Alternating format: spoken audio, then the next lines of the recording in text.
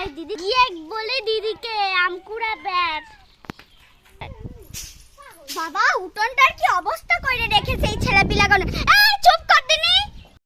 দিদি দিদি আকাশটা কত মেঘ করেছে, আম কুড়াবি না?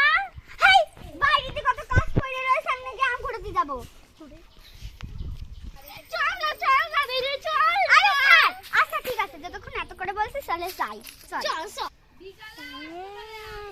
কতদিন কাঁচা কাঁচা মানুষের